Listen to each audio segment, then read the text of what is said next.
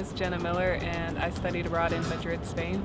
Well, I knew I really wanted to go to Spain. It was kind of a struggle picking where to go, actually. My parents have been to Spain before, and my mother used to teach Spanish, and she always said how she still dreams about Spain sometimes, and how if she could go back, she would. Yeah, so just hearing her stories about Spain and all of her experiences there really made me want to travel there. For myself and experience that. My favorite part about studying abroad was that we were afforded a lot of freedom on these trips. So I was kind of able to do whatever I wanted whenever I wasn't in class or on a specific field trip that we had to go on. So I was able to travel to different parts of Spain myself. Me and a few other students went to Salamanca for a weekend just for fun. It wasn't part of the trip or anything, we just wanted to go. So I really like being able to make those decisions for myself and being able to see the country in the way that I wanted to see it. But I was able to get the Education Abroad scholarship, and I also applied for the Honors College scholarship. So I got that one, and that took care of about a little over half of it, I think.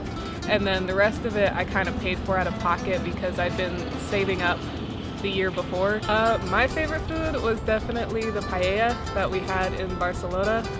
It's basically this big rice dish that takes a lot of seafood, and because they really they take paella very seriously there. So it was served to us in about like this dish that was about this big. I could possibly stand in it if I wanted to. That's how much paella there was. It was really good. I think it was like a national dish of Barcelona specifically. It's what they were famous for. But we were also able to try a lot of the region-specific cuisines. Like most of Spain has these things called tapas, which are like almost like appetizers, but you can eat a bunch of them and consider it a meal. But in the north of Spain, they're called pinchos, and they have different types of those there. And it was really fun to try all of the different like region-specific tapas and pinchos. So.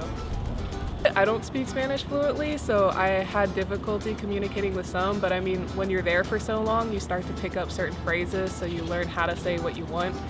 And I also have the benefit of making friends with another guy there who spoke Spanish, so he was able to be like a translator for most of the time, but he even taught us some of the phrases so we could communicate on our own as well.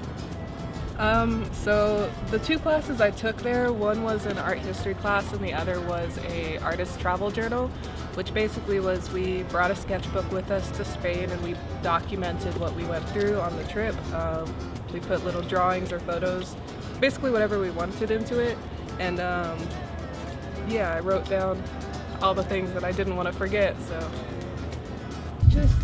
I think that weekend in Salamanca was the most memorable for me because it was me and 3 other people by ourselves.